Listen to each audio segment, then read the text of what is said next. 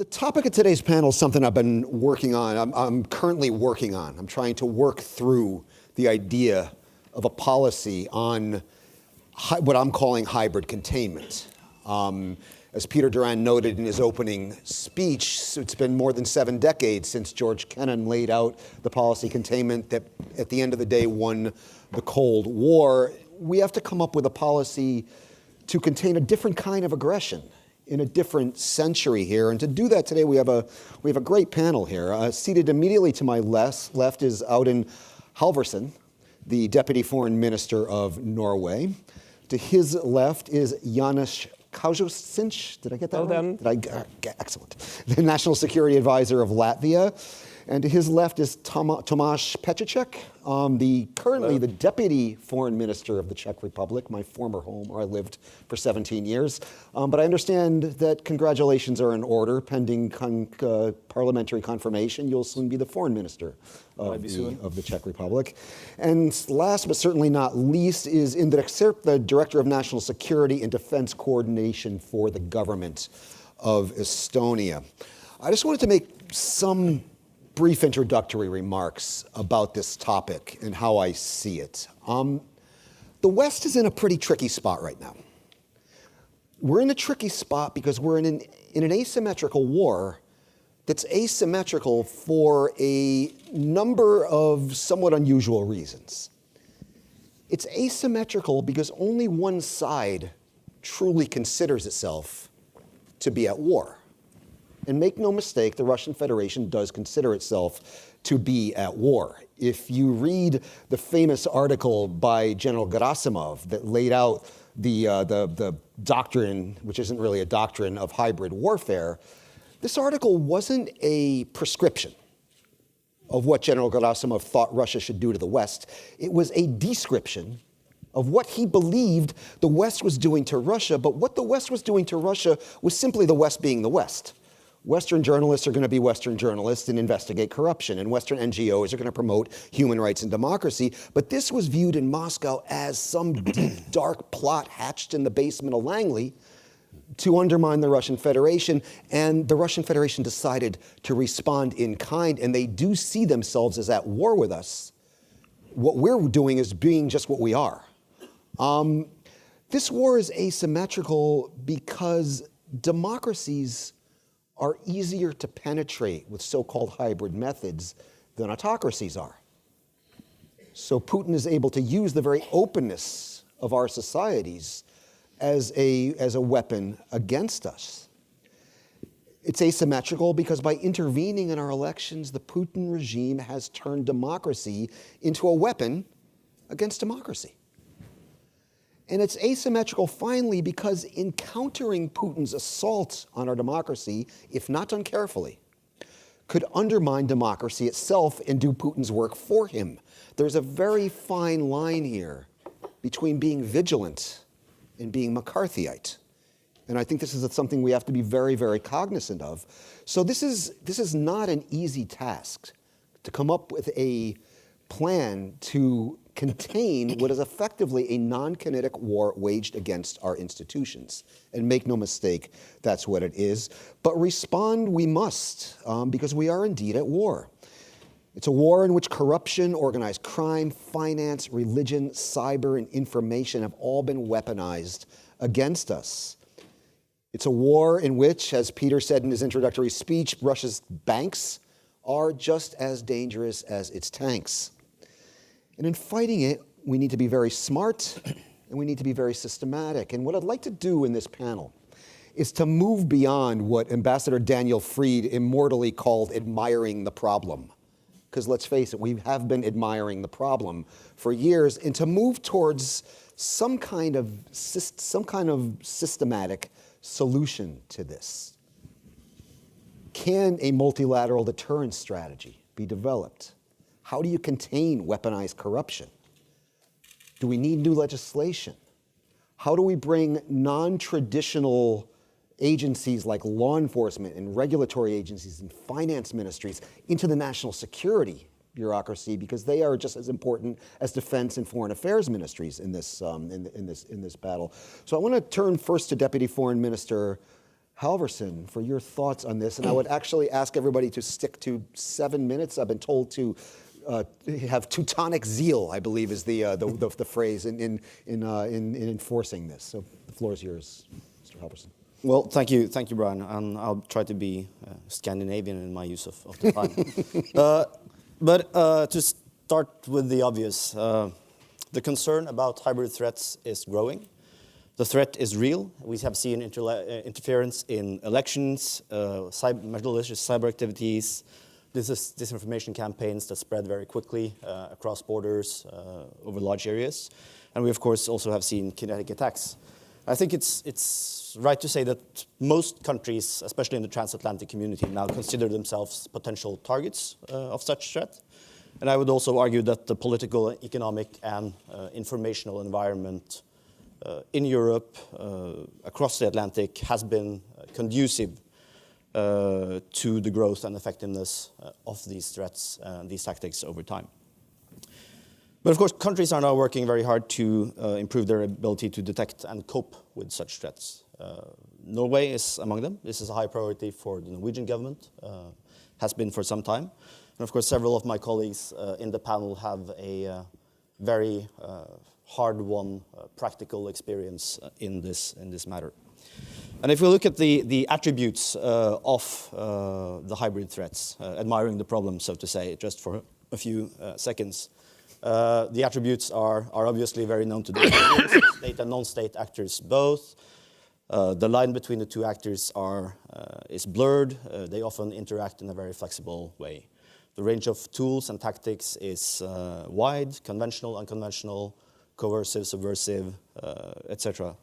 And of course, when traditional intelligence activities are combined with disinformation campaigns, corruption, criminal activities, I think one of the first key points is that normal sectorial responses are not enough.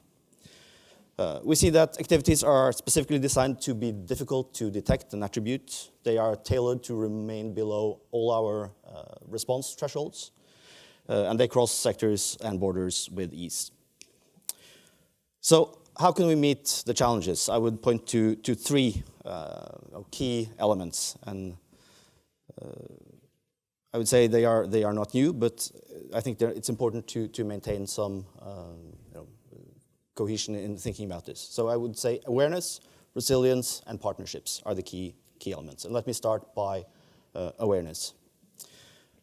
I would say that we know the individual tools and methods of hybrid threats, hybrid warfare, but we still need to gain a much stronger understanding of the combined and overall effect, the long-term effect, which is, I would say, harder to detect, harder to assess over time. We need to increase our knowledge and understanding of the combined use of tools and tactics, and we need to build this situational awareness across the stovepipes of government and our societies, and across sectors, levels of governance, and borders. In addition, we need to provide the necessary information to our societies on all levels and increase awareness. I would say from the individual citizen, through the business community, through politicians. And to a certain extent, I would say that this is happening, but it's happening still too slowly. And in somewhat of a haphazard fashion. And of course, the variations between the various countries, the various organizations, the various levels of governance and sectors is not, it's not coherent. So we need to bolster, secondly, we need to bolster the resilience of our own population, our infrastructure, and our institutions. We have opened trust-based societies which can be exploited. Our dependency on technology, ever increasing, makes us increasingly vulnerable. But then again, I would also argue that these are probably some of our key strengths in actually meeting the problems. A well-informed population in a functioning democracy is more resistant and less receptive to disinformation. And of course, technology and technological advancement is key to addressing cyber threats. I would also underline the need of improving cooperation between public and private sectors. where we see that private companies are very often the targets of hybrid threats, but also play a key role in actually addressing them. We have seen recent action by social media actors in identifying and removing fake accounts, bots, etc., which is one example of the role of the private sector. Securing critical infrastructure, both digital and physical, is another one. And of course, when it comes to the issue of corruption and the financial threat, the financing of these activities, I would argue that transparency and uniform regulation is key. And of course, banking and the finance sector is vital in our response. And this is my personal opinion, but I would argue that it's perhaps within this sort of financial nexus on the role of corruption, on the role of black cash, on the role of organized crime. That is the area where our understanding and our response has evolved the least. I guess we could discuss that when in the panel. Part of building resilience is also sort of joining all the resources of our societies. Whole of government approach, whole of society approach, military and civilian, central, regional, and even local levels. One example from the Nordic countries, where we see, especially in Sweden, Finland, and Norway, now revitalizing their so-called total defense concepts, which is basically taking the old whole of society approach from the Cold War, modernizing it, reconceptualizing it for a new threat environment, something we have been working on, and I know that the Swedes are working on. So this whole of government approach is key. The third point I make is partnership. We see that the threat actors jump from one country to another with ease. Our response needs to do the same. That means intelligence sharing, information, best practice sharing, learn from each other's development, and develop common solutions. For Norway and a lot of other European countries, that means seeking cooperation and advice from allies, partners, international organizations. We have a lot of work going on within NATO, also within the EU and in the EU-NATO cooperation. 16 European countries are now members of the Helsinki Center on Countering Hybrid Threats. 3 more will be joining, I think, by the end of the year. That's an important framework for this cooperation. And also, of course, the work being done in the COEs on Stratcom and cyber in Riga and Tallinn. So in sum, I would say that we will obviously not be able to stop hybrid threats or hybrid warfare as such, but I think the key question is raising the cost, changing the cost-benefit ratio, so to say, and actually rendering the means less effective and more costly to use for our opponents. And at the heart of any sort of hybrid containment strategy, that needs to be the core.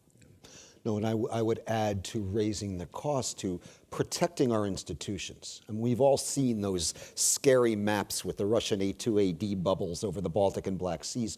We, in a sense, need to build the functional equivalent of A2AD bubbles around our institutions. And I'm glad to have a lot of Nordic and Baltic representation on this panel, because this seems to be a piece of this problem that, in my experience at least, people in the Baltics and the Nordic countries seem to get this, the resilience piece of this, that Russian malign influence doesn't operate in a vacuum. It operates in what I called in a recent report that I just put out, a dark ecosystem in which networks of influence are created through corruption and organized crime and weaponized finance. And I'm seeing a lot of success in pushing back at this. And I know Latvia has had a lot of success right now pushing back on the problem of weaponized corruption in your banking system. And I think the credit where credit is due. So I want to turn the floor to Jānis Kažociņš. Did I pronounce it correct? Twice in a row. How does this problem look from Riga? Thank you, Brian. Yes, we had quite a lot to push back against. During my 7 Teutonic minutes, I'd like to look at first of all, the nature of the challenge and why it's so difficult to counter. Then quickly, some specific Latvian or Baltic aspects. And finally, what sort of things we can do together. First of all, the nature of the challenge. I think Audun has already described the range of hybrid threats. And of course, let us remember that the kinetic threat is part of it. If you don't have the kinetic threat from Russia, then the rest is extremely easy to deal with. And Kurt, for a few minutes ago, was talking about Ukraine, and there it's very, very obvious. But I would like to draw attention to something which is coming up, and that is the changes in our information space. And of course, like all good generals, we'd like to fight the last war that we know about, only do it better. But I think it is time for us to look ahead. And I would suggest that the technological advances in artificial intelligence, automation, machine learning, and big data mean that within the next 3 to 5 years, there will be the possibility for state and possibly even non-state actors to wage sophisticated, inexpensive, and highly effective political warfare against us. Their aim, our adversaries' aim, to divide, destabilize, and deceive democratic societies by undermining the trust in our institutions and in our liberal democratic values that we heard so much about earlier this morning. The very essence of whether there is such a thing as truth is questioned, doubt is sown, confusion created, in order to provoke a reaction, to polarize society. How does it work? Well, disinformation exploits our intellectual laziness, because even those of us who think we have critical thinking, nevertheless, live in our own little bubbles. There is a lack of trust in political and intellectual elites. Drain the swamp. We want new faces. Change, doesn't matter whether there's a program or not, we want change. Our adversaries target divisive, fear-inducing topics and then support both sides of the argument. So race, LGBT rights, refugees and migrants, 3 very obvious examples. Why is it difficult to counter? Well, because we really do live in filter bubbles. We all, to a greater or lesser extent, suffer from cognitive dissonance, and therefore we look for consonant elements. And the commercial requirement for profit and the search for clicks encourages this. And therefore we end up with what has been called the continued influence effect. That is, when a part of the population gets it into their heads that X is true, no matter what the objective arguments might be, it is almost impossible to dislodge. And we see that with Brexit hardliners and with some Trump loyalists, for instance. But I would suggest that things are going to get a lot worse, because deep fakes are coming soon. In the mid-20th century, there was a saying that the camera does not lie. Well, in the next few years, we're likely to see the likes of Judge Kavanaugh admitting to all the things that he's supposedly done as a teenager, and it will not be possible without a great deal of technological effort to tell whether that's a true or a false video of him. And if people that we view as our leaders, people we respect in our societies, people that we personally perhaps love or have personal relationships with, are seen to be doing and saying things which in real life they absolutely would not do, that is going to be very disruptive. A couple of words on Latvia. Until 2014, we were seen to be the Russophobe bolts. And in fact, let's be honest, there was a great deal of irritation west of the Elbe about anti-Russian hysteria. Well, this has changed. In Latvia and Estonia, rather more than Lithuania, there is our specific problem, and that is the Russophone population. But contrary to expectations, they haven't been assimilated, but they haven't turned into a fifth column either. In fact, in most cases, they are loyal to our countries. We'll see how that loyalty pans out in less than 2 weeks in Latvia, because on the 6th of October we have parliamentary elections. What is very interesting is that up to yesterday, when I left Latvia, we had no evidence of external interference in this election process. Time is still there for something to appear, but I don't have time in my 7 minutes to explain why I believe this is entirely predictable. I think the Russian capabilities are becoming much more sophisticated, and this is leading to a rise of populism. And we see this in Latvia, despite the fact that the economy is doing quite well. So what have we done? Well, we have taken a lead from our Nordic friends and begun a discussion on a comprehensive national defense system, which is, of course, joined up government with other authorities, private business, NGO and citizens, along the Finnish, Swiss or Singapore variant. The fundamental purpose is to try to restore belief in the state, the value of the state to its citizens, to its businessmen, to their personal and corporate interests. A whole of society approach, all stakeholder approach, and social cohesion being central. The international response. There are two aspects. One is reactive and the other is proactive.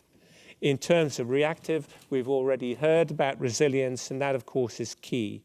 But we must address our weaknesses, our social cohesion, divisions in society that we heard about from Professor Garton-Ash, divisive social issues. We must try and find out why are our populations rejecting our Western democratic values. This requires serious scientific research. Why is Russia able to attract the extreme left and the extreme right? This was never the case during the Cold War. We should find out. We must also be quick in our responsiveness to Russian lies and distortions. And we must look at education. President Macron said after the Présidentielle that the French nationality, critical thinking, and a healthy skepticism is part of the French DNA, which is encouraged in primary school and in private life and further life. Now, we need to concentrate on that and developing critical thinking. Proactive, deterrence. Let us remember deterrence will work best if it is possible to have proper attribution. Attribution is not easy unless, of course, those who are doing the dirty deed, as in the case of the Skripal poisoning, actually are sending a message. But attribution is extremely important. But deterrence might work. For instance, in the case of interference in elections, the better the preparation, the greater the costs of interference and the less likelihood of success. But again, we heard from previous speakers that Putin really believes the West is trying to overthrow him, and the Russians fear colored revolutions. And therefore, as Brian said, the Gerasimov doctrine, if such a thing exists, is actually how are we, Russia, going to defend against all these nasty things which the West is doing to us, or could be doing to us? We'll do it to them first. But of course, Russia has such vulnerabilities that they are the ones, should these be deployed against them, who are going to suffer the most. Let me finish by pointing or asking whether we are clear what is our centre of gravity and what is Russia's centre of gravity, a military term which means the source of power and provides moral or physical strength, freedom of action or will to act. Well, in our case, almost every speaker today has talked about unity and solidarity, and I would add social cohesion. I think this is all one and the same, keeping us all together within our societies, within our nations, within our alliances, and within the European Union. But what is Russia's centre of gravity? Is it decision makers? Is it the power vertical? Is it the Russian public? And unless we know, we're going to find it extremely difficult to act in our own defence. And my very last final point I'd like to make is, let us remember that Russia is today's problem. I think Professor Gard-Nash was absolutely spot on when he said we should be looking ahead, and there are much bigger and much more dangerous problems facing the expanded West in the near future. Thank you very much. Thank you, Jānis. Just like to pick up on a couple of things you said before moving on the deterrence piece. I mean, deterrence you can use on both the supply and the demand side, if you will. For example, Putin didn't invent money laundering. He didn't invent offshore. He didn't invent shell companies. He certainly didn't invent corruption. But he's using these things very effectively to undermine our societies, but he can't use them without willing co-conspirators in our countries, right? So I'm beginning to, these are some of the ideas I've been kind of thinking out loud on this, but how is laundering the Kremlin's dirty money any different from espionage? And should it be treated as espionage? And if it is treated as espionage, then maybe some corruptible business people wouldn't be so cavalier about laundering the Kremlin's dirty money and harming our security in the process. So I think deterrence can be looked at in a lot of new, creative ways on both the supply and the demand side as well. I also wanted to pick up on your point about kinetic and non-kinetic, because I think this is a point I did want to make. There really are two kinds of what we've come to call hybrid war, right? There's hybrid war that prepares the battlefield for kinetic action, right? This is the story we saw in Georgia in 2008. This is the story we saw in Ukraine 2013, 2014. The information war, the cyber attack, these things all happen before the kinetic action takes place.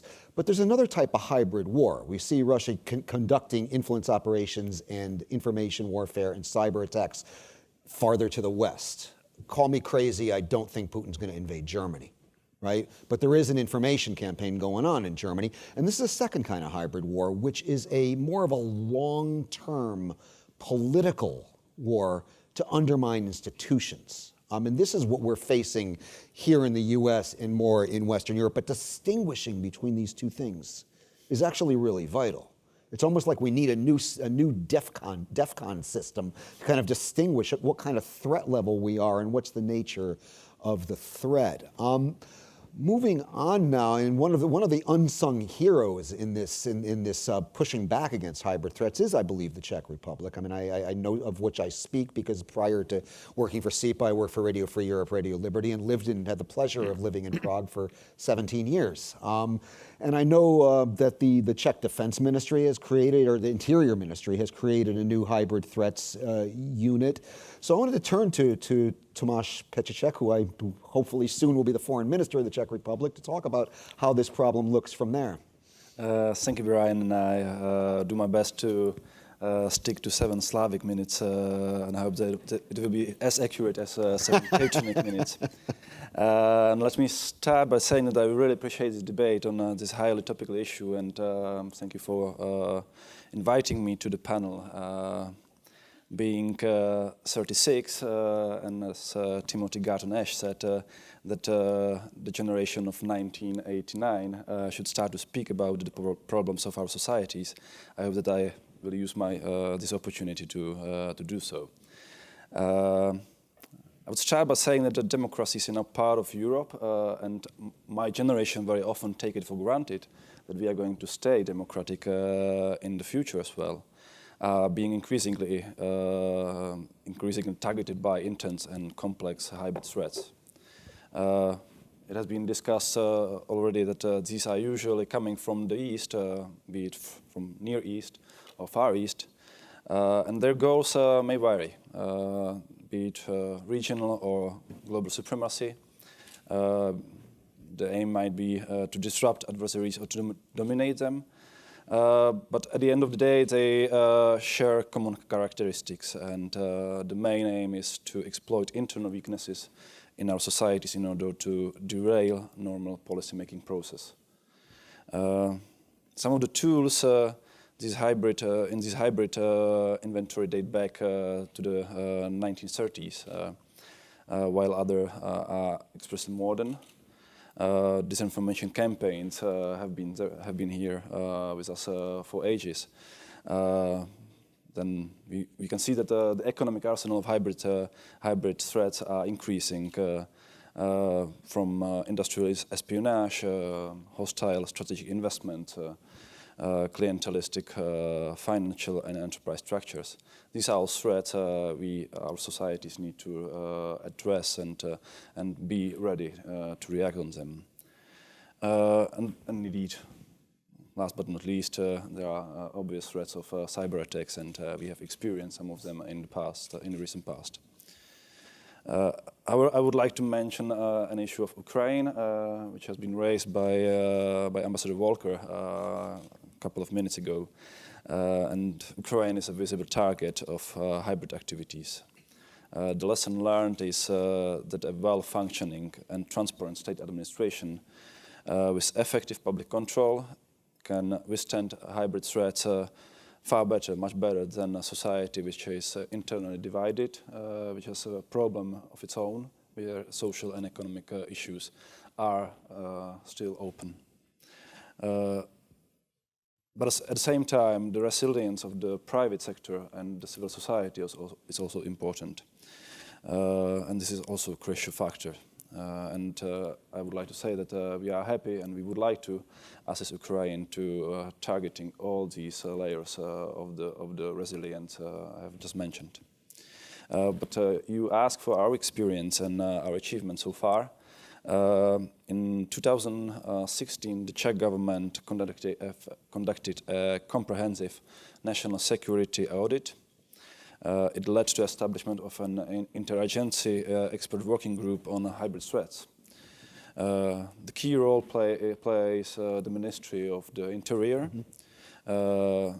It established a dedicated center within the ministry in 2017, which monitors hybrid threats related to internal security, but also it monitors issues alongside terrorism, radicalization, and extremism, and aims at protecting the soft target of our country, soft target. And actually, for both the audit and the center, we took lessons from the experience of Baltic countries, which has been mentioned by our previous speakers. Nonetheless, the issue in stake is that you have to improve the overall institutional resilience of the government. So it is not only the responsibility of Ministry of Interior. Key resorts, key ministries like Ministry of Defense bears the responsibility, for example, in the cyber defense area. The Ministry of Foreign Affairs plays a role as well. And we set up a dedicated cyber security department in our ministry. It all is accompanied by a newly established National Cyber and Information Security Agency.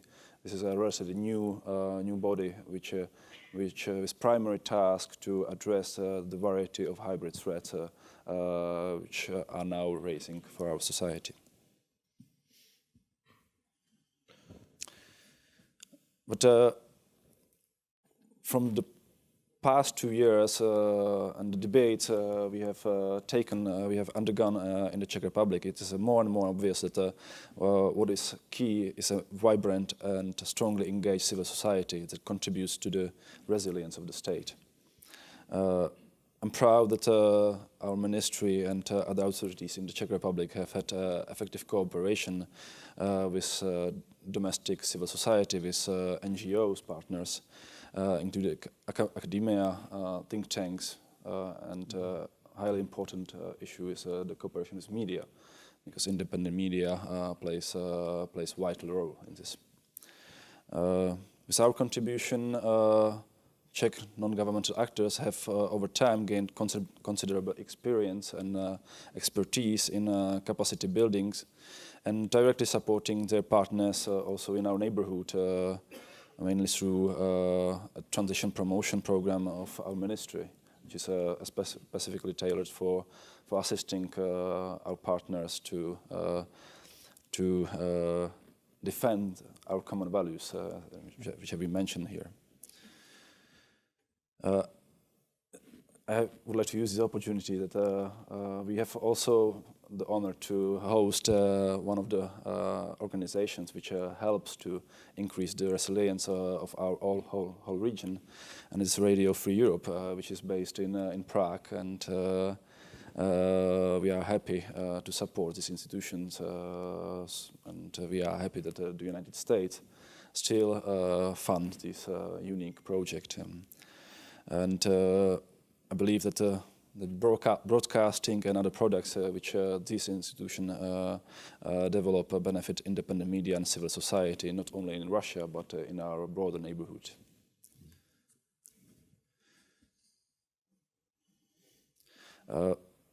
However, these are the issues which concern, this is something particular for the Czech Republic, but clearly, vulnerabilities to hybrid threats are not constrained by national boundaries and cannot be tackled purely domestically. And that's why my government is very supportive to a new initiative at the level of the European Union or NATO or other organizations like OSCE, which these organizations are increasingly targeting the threats presented by the new asymmetric actions. And for example, the EU operationalized a hybrid fusion cell in 2017.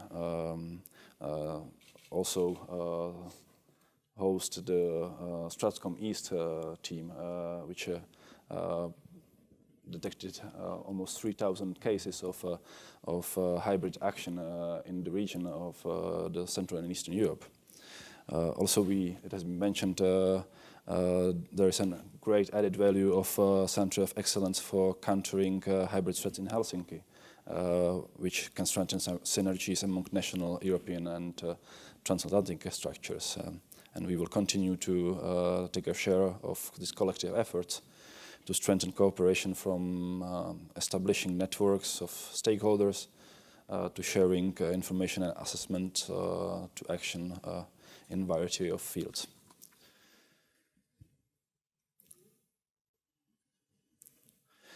I would like to finish or close my presentation that with the fact, which has been already mentioned, that if we would like to succeed in fighting hybrid threats and make the operations of our adversaries in this field much harder, it is necessary to really increase the costs of hybrid operations and to decrease the impact these operations have on our societies.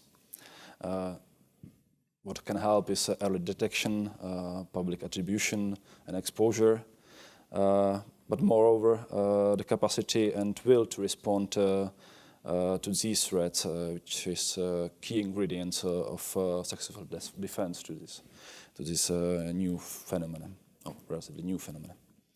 However, and this is what I would like to close with, in order to do this, in order to increase the cost, what we need is a well-educated society with critical thinking this is probably the best defense against any hybrid threat to our societies. So I would like to close that education, and especially with the activities in generations younger than I am, are the future, how to face the threat of asymmetric warfare, of hybrid threats, and that's what I would like to focus on in the future. Thank you. Thank you, Tomáš. And I would say I noticed two countervailing tendencies over my long stay in your country. I saw an increase over the years in Euroscepticism, anti-Americanism, and pro-Kremlinism, if you will. And then I saw the kind of pushback against that as my time in the Czech Republic wound down. I saw civil society reasserting itself. We saw groups like the European Values Think Tank, for example, in Prague, very actively pushing back. We saw Czech media kind of becoming awake to the problem. So it was interesting to watch this thing run the full gamut. And as I was leaving, it was a time when it did feel, at the time, like Czech civil society was kind of reawakening, as you just described. If there was a Champions League for combating hybrid threats, I think Estonia would be a contender every year. Something I always enjoy doing is reading the public portion of Capo's intelligence report. I'm a weird guy. I like to read intelligence reports. But the Capo report reads like a Le Carre novel. I mean, it's really written in a very user-friendly way. And one story kind of stuck with me from last year's report that I think really illustrates just how good the way Estonia has been managing to push back on this. There was a Russian skinhead who was sent to Tallinn to pose as an Estonian skinhead so he could be filmed and shown on RT so they could say, see, I told you the Estonians are a bunch of Nazis. But you were onto him from the very beginning. They were following him from the moment he boarded the train in St. Petersburg to the moment he got off the train in Tallinn and to the moment he was deported back to the Russian Federation. This is just one small and kind of illustrative example of this. But what, if you can give us the point of view from Tallinn and how this looks from where you sit, Mr. Sirp, I would appreciate it. Yeah. Well, thank you. And thank you for the invitation. When I was posted in as defense counselor at the Estonian embassy, I always wanted to make sure that I would not miss any of the CEPA forums. So it's great to be here. Yes, Capo yearbooks are bestsellers. They are really interesting volumes that come out once a year, and media and public is always paying a lot of attention to those brochures. You gave me 7 minutes, so I would give 7 points regarding the ways how we could deal with hybrid threats from the Estonian perspective. So as I'm the last speaker, obviously some of it has been said already, but I'll go through my 7 points anyway. So raising awareness is no doubt one of the most important things we have to do. Here I would mention 2 things. First, investigative journalism is very important. It's kind of a key. A good example from Estonia. A few weeks ago, one of the main dailies, Postimees, ran a story about Bolt News. Bolt News is a propaganda outlet organized by Russia Sevodnya, the Kremlin's media organization in Estonia, Latvia, and Lithuania. And they showed in this story how this arguably independent news organization, Bolt News, was actually funded through intermediaries by Russia and was actually guided, directed what to write on what topics by Russia. So no independence whatsoever. A very good story. So these kind of things from the media are very much welcome. The second thing is obviously think tanks and different media portals and groups who chase disinformation busters, let's say. CEPA is doing a great work here. There is a Propastop, which is a voluntary group of people in Estonia who follow what's going on in media and try to identify disinformation campaigns. Hybrid Center in Helsinki is obviously doing the job, and We are part of the center, and we have sent a person there. EU's East Stratcom was mentioned here. They are doing a very good job. When I paid a visit to EU officials a few months ago, I emphasized that this is what you need to do. So we will put another person there from Estonia. Second, attribution. Attribution is, well, it's very difficult when it comes to hybrid threats because they are meant to be, for most of times, covered and hidden. But it is very important, as I think the Latvian colleague said. And what is good here is that we have seen in recent couple of years some progress on attribution. The Salisbury attack, MH17, the US elections, and there are some others. So it is possible, and not Petya, the cyber attack. It is possible and it has to be done. Obviously, it has to be based on evidence when you make a public claim that somebody attacked you. But I would say that if you don't have sufficient evidence, it shouldn't paralyze your thinking or your action, your reaction to those kind of attacks. You should still go on. You should still rally allies behind you and try to name and shame, if possible. Allied solidarity and trust is very important here. We cannot possibly have all the evidence that an ally may have on an attack, but we still can trust our ally and join the ally in public condemnation of this attack, which we have done in the past. Third, interagency cooperation, especially in strategic communication and situational awareness. Here I can mention two initiatives in Estonia related to my own office, the government office in Estonia. So we are building up, we are developing government-level citizen, which pulls together all the information from the government agencies, in the future, hopefully also from vital service providers, so the private companies. Fuse the information and to provide one joint common operational picture for the government to make informed decisions when there is a need. Strategic communication team has been formed. It has 3 tasks.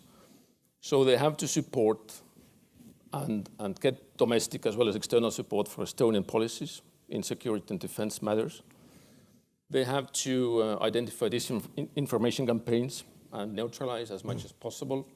And they also have to provide a crisis communication capability when there is a contingency in Estonia, so we can draw everybody from government agencies, maybe also private sector, to work on the issue from the communication side.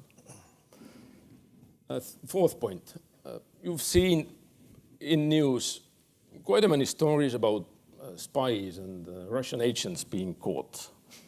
We caught one, 2 actually, a few weeks ago. There was an Estonian officer working in our defense forces, and his father, who spied for years for the Russians, for the Russian military intelligence. We sentenced another person, the 3rd person, in the summer, unrelated to these 2 gentlemen, but still, again, working for GRU, the Russian military intelligence. So they seem to be all around the place, all around us. So counterintelligence is really important capability. We are paying a lot of attention, and I think NATO and the EU, they should do the same. The 5th point, don't forget the military. I get your division of hybrid threats and then the military threats, or kinetic and non-kinetic. But from our standpoint, military is always part of the Russian toolbox. And they don't really, when they need to use it, they would use it on top of the whatever non-conventional or non-kinetic measures, which they did in Georgia and in Ukraine. So we should not disregard this element of power when we talk about Russian hybrid threats. What to do about it? So NATO's conventional defense and collective defense has to be boosted. And we have enhanced forward presence units in Estonia, Latvia, Lithuania, and Poland. So it's a good platform to build on additional layers, if you wish, of conventional defense, which we are doing and NATO is doing as well. The sixth point, make it international. So it has to be an international response. Again, NATO and the EU are doing a great job here. It was interesting to notice that NATO, during its recent summit in Brussels, decided to consider hybrid threats as something that may invoke Article 5. It was a similar decision to the one that was made, I think, a few years ago, when cyber was considered something that may end up as an Article 5 situation.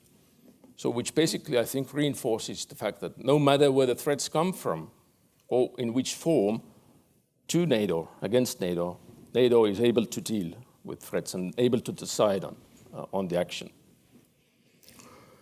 And the seventh point, last but definitely not the least, is that we need to keep our own house in order. And that is something that you mentioned, Mr. Moderator, as well. So it means fighting corruption.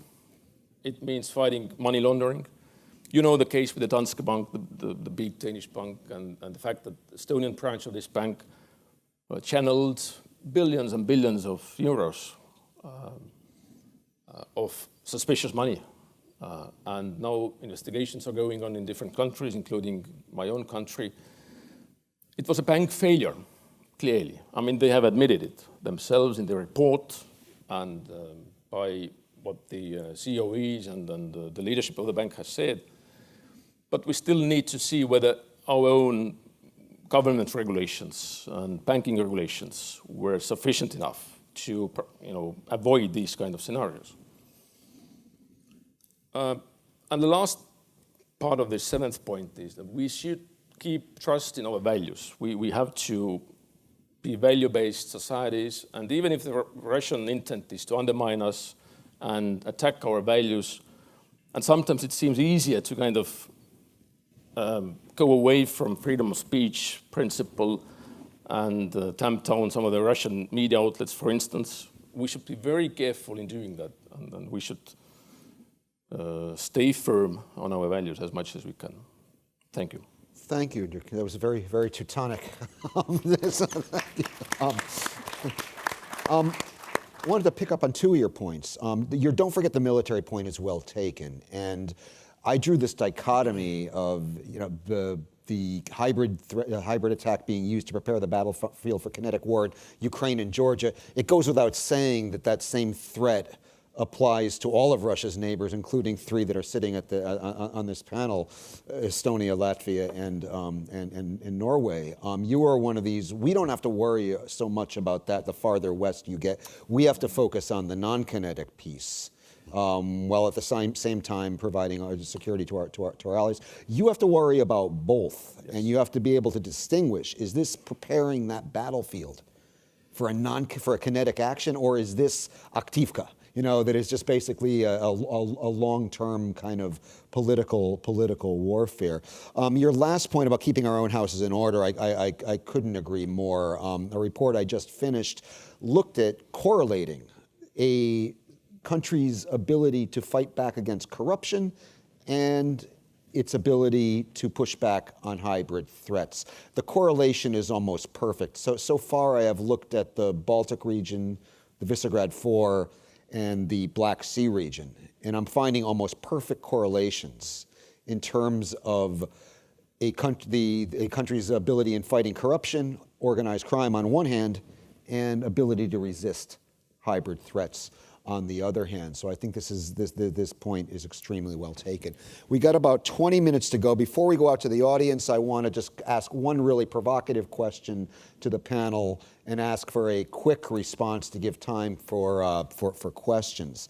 And the provocative question is related to the fact that effectively we've allowed Mr. Putin to have it both ways for a long time now. They basically are allowed to use the stability and security of the Western financial system.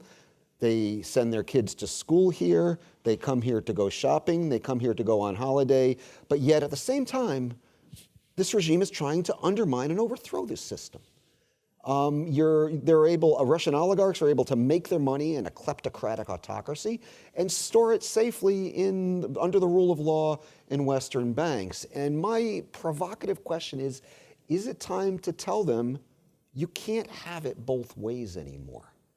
If you want to act like North Korea, then you're going to have to be North Korea, right? Is it time for us to start thinking about things like export restrictions? During the Cold War, we had this thing called COCOM, which forbade the sale of any dual-use technology, and dual-use technology covers a broad spectrum of stuff, to the Soviet Union or any of its allies. Do we need to start thinking in these terms again? A SWIFT ban periodically comes up as a kind of a nuclear weapon in the hybrid response. Do we need to start thinking like that? Or is that a dangerous road to go down? I'd be very interested to hear very briefly what each of you think on that. I don't know, Audun, if you want to start us.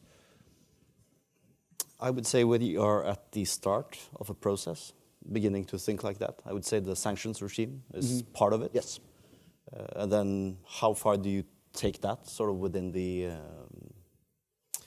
and how flexible or can you adjust that to developments sort of on the ground? But of course, maintaining such a pressure and such a regime over time is difficult. We're seeing, it fraying a bit at the edges now in Europe.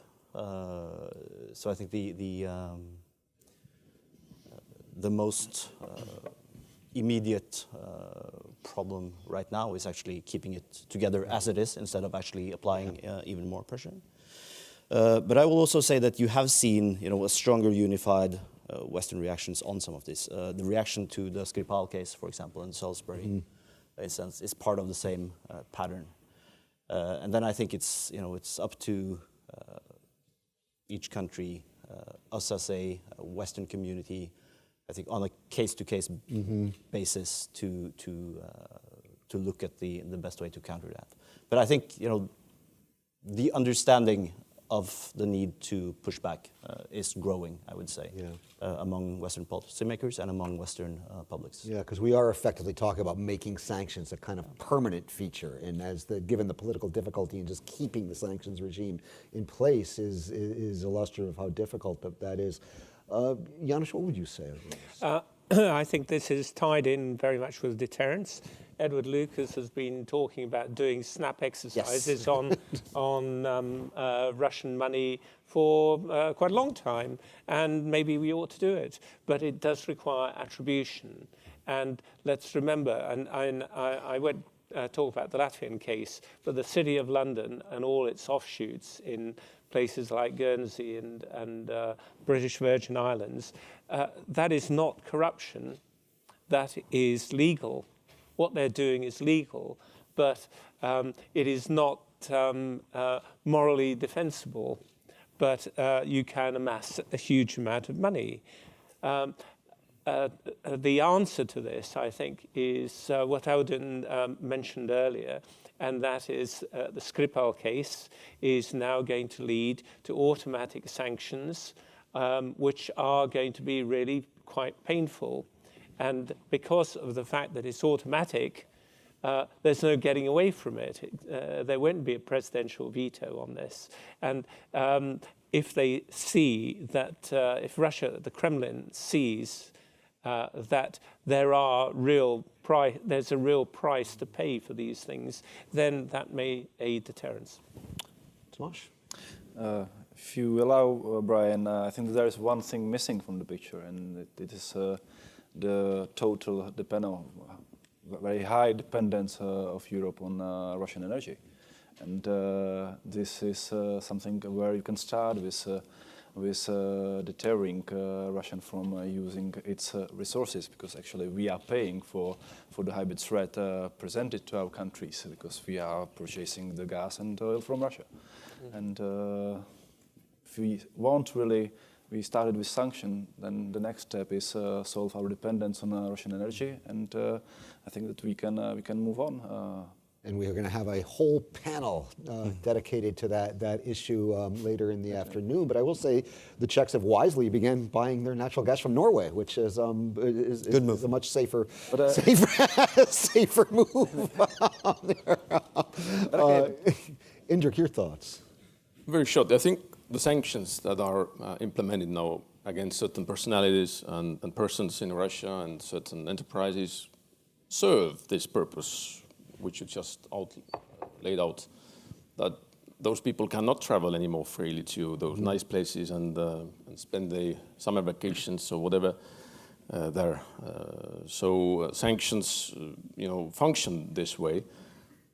The question really is there room for expansion at one point or not, and then widen the sanctions when something bad is about to happen again that has Russian origins. So, the tools are there. The question really is, are we ready, we as the West and the Western nations, to use those tools? Yeah, and I very much like Jānis's point that everything that's going on in the City of London, this is legal. So maybe we have to start thinking about what's legal, and maybe we need new legislation. So I think that'll be a big piece of this. We do have time to take some questions. I would ask that everybody be brief, identify yourself, and have a question mark at the end of your question. I think to see this gentleman over here, my eyesight's not great, so I'll rely on the microphone people to get the mics to the. Thank you. My name is Mike Haltzel. I'm from Johns Hopkins SAIS. Terrific panel. Thank you all very much. I'd like to, first of all, just say, with regard to what Brian said about SWIFT, you have an idea just how vulnerable the Russians feel, because when it was brought up again, kicking Russia out of the SWIFT system just a few weeks ago, one of their top people said this would be a declaration of war. So it clearly, they're vulnerable. I'd like to go to Jānis's point, though, which he alluded to very, very briefly, and I think is of great importance, namely that Russian society is every bit as vulnerable, maybe even more vulnerable than Western society. There are social cleavages there are ethnic cleavages. And my question is basically, the next time the Russians do something really aggressive, like interfere in US elections, why not, with attribution, we can get some sort of a Western WikiLeaks, if you will. It can, somebody who's willing to do it. Without violating our ideals, we would only tell the truth, but just simply bombard them with electronic media, with tales of not only Putin's corruption, but guarding sources and methods, disarray among the Siloviki and the oligarchs, or maybe talk about how they're repressing Islamic culture along the Volga, Bashkortostan, or something like that. If we want to do it, as you say, they are more vulnerable, I would submit, than we are. Is this an option? Who wants to tackle that? Jānis, go for it. I'm absolutely convinced that if we try to do that, that would unify Russian public opinion in favor of the Kremlin, because that would be seen as fake news. It would justify all of the Kremlin's stories about how the West is out to get Russia, and the West can't be trusted. Therefore, yes, the answer is we must strike back, but we have to do this in a rather more sophisticated way. Why haven't we been united as a result of their disinformation? Because we haven't really been, our populations don't believe that Russia is trying to bring down the West. It's 2014 is the date on which we started, the old West started to see that perhaps what the new West was saying about Russia might be true. But our populations in Latvia, one of the reasons we don't have conscription is that a third of our population does not believe there is a military threat from Russia. and therefore taking their young people and sticking them in a uniform for 6, 9 or 12 months of the young lives is not going to achieve the objective that we want. Estonia is a different case because they never gave it up, which perhaps they were very wise, but that's just how things are at the moment. So I think we have to be much more careful. We need to support those who are working from within. And the way that Navalny is being treated simply shows how incredibly scared they are of people who frankly have no power at all other than their personality on social media.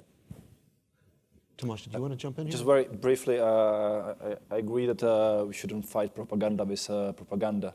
And the second point is that we have a lot of things we can build on. For example, the support to independent media in Russia is something where we can expand the activities within the European Union or within the NATO. And this is something where we can assist. We already have, for example, Václav Havel Foundation, which sponsor the programs for independent journalists through the cooperation of Radio Free Europe. And I think that is a better way how to improve the situation than by focused propaganda from our side. Okay, I think we have a question over here, right?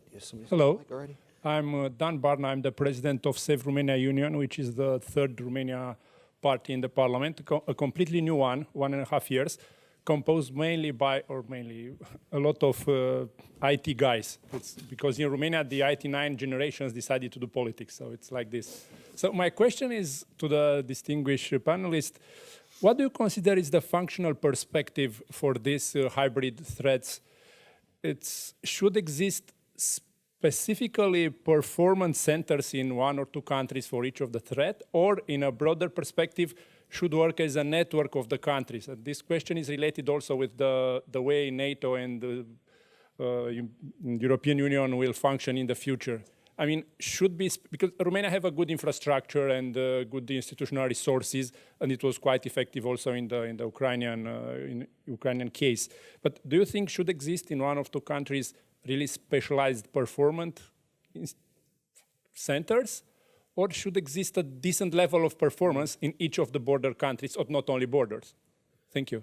That's a good question. With all the centers for excellence we have running around, we should be really, really excellent right now. Because if I'm not mistaken, there's one in Latvia, there's one in Estonia, there's one in Finland. I know the Georgians are thinking of putting in Lithuania as well. The Georgians are going to stand up a national resilience center. These things are proliferating like mushrooms. Are we doing this smart? What do you think? I mean, the centers you mentioned, the NATO centers in the Baltic states, as well as the hybrid center in Helsinki, in Finland. Yes, I mean, they're very useful. We are part of all of them, Estonia, I mean, and they do a good job in different aspects of the hybrid warfare, if you wish. Should we have another one? No, I'm not sure. Are they overlapping in their work? I mean, I think that the question, if I understood the question correctly, are they kind of overlapping each other, or are duplicating work? There are overlaps in this topic of hybrid warfare all the time, to an extent.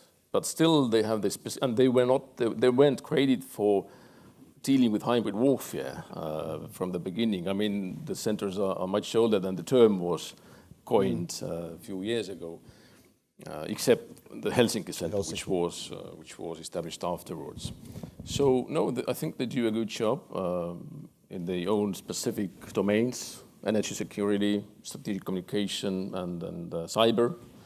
When it comes to NATO, the Center of Excellence, and the Finnish one is the newest and is trying to find its way in this realm. Yeah, go ahead. Very, very quickly, to use a military phrase, it's not overlap but interlock, as you do with arcs of fire. And in fact, Mela Maigra, who's sitting over there until about a month ago, was running the Estonia Cyber Centre of Excellence, and she was saying earlier on that the cooperation between the Riga Centre and the Tallinn Centre is very close, because there is so much that they need to talk to each other about. And that's probably the answer to the question. Yeah. Audun, did you Just a few words, because I think this is not a question of either or. We need both. I think we need the centers as hubs to gather our not only our analysis but also our policies on the issues. But then we need to make sure that this spreads throughout the much broader than the centers, and basically much broader than the alliance as such. In itself, because, and also of course the centers are older than the threat as we have seen it and as we are discussing it So today. they've been repurposed. So they have been basically sort of found a new purpose with the emerging threat picture. And the COE model or Center of Excellence model is NATO's model for various themes. You have a center for winter warfare in Norway, for example, and others. But I think the key question is finding a workable model for cooperation, for information exchange, for intelligence cooperation, because within the Western community we are as weak as the weakest link. So you need the whole of the alliance, the whole of the community approach. Yeah, thanks. I think we have time for literally one more question. It's the only thing standing between everybody and coffee. My eyesight's terrible, so bring it to somebody whose hand is up. I see it. I think this gentleman here has had his hand up for a very long time, so I wanted to get it to. Sorry to whoever was over there with their hand up. Alexander Nauma from George Mason University. I want to ask about what should our policy be towards civil society in Russia? It seems like many have said that it's a lost cause to convince the Kremlin that Western support for civil society is not regime change. But still, we can see that Russian opposition figures like Navalny, they're aware that it can be discrediting. Like Navalny, he turned down invitations to even go to the U.S. Embassy, for example. So given that, is there a balance that the Western governments should achieve between embracing and supporting civil society in Russia as it is their policy everywhere else, versus not discrediting them in a period where there's still the legacy of the Yeltsin years as controversial and the conspiracy theories going around? Thank you. You know, I can say a few words on this since this is kind of my wheelhorse, but I mean, I think we have to give civil society the space they need to exist, just to exist, right? Despite the so-called Russophobia of the Baltic states, and I detest that word Russophobia for other reasons that I can get into, thousands of Russians have emigrated from the Russian Federation to Latvia, Lithuania, and Estonia. The centers of intellectual interestingness in the Russian language right now are places like Riga and Tallinn and Vilnius. The last time I was in Lithuania, I was at the opening of the Sakharov Library at Vytautas Magnus University in Kaunas. Because the Sakharov family decided that Andrei Dmitrievich's papers were not safe in the Russian Federation lest they be declared some kind of evil foreign agent, undesirable, whatever. And they're now in Lithuania. So I think these kinds of things, and again, the Baltic states are really leading it's funny, just because of the stereotype of the supposed Russophobia of the Baltic states, but yet they have taken in thousands of Russian civil society activists and continue to take them in, and not only take them in, support them. I think this kind of thing is what we need to be doing. I think we really need to forget about civil society as an agent of regime change. This is the business of the Russian society and the Russian people. It's not our business is protecting our own institutions, but to give civil society the space they need to exist. And I think that's what I would say on that. I don't know what anybody else, any of you are welcome to weigh in. Maybe just that I think first of all, it's very difficult to work in Russia in these days when you come from the West and represent some sort of a Western organization. And secondly, I tend to think that it is very hard for us to change things inside Russia. I think you're right. They should be left to the Russians themselves to sort out. We have to care about our own defense, our own resilience, and protect our own values and societies from the Russian threat. Any last thoughts before we break for coffee? Yes, very simply, our argument is not with the people of Russia. Our argument is with Kremlin and his power vertical. Not my blog, just the actual power. Okay, thank you, and join me in giving a round of applause to this excellent panel.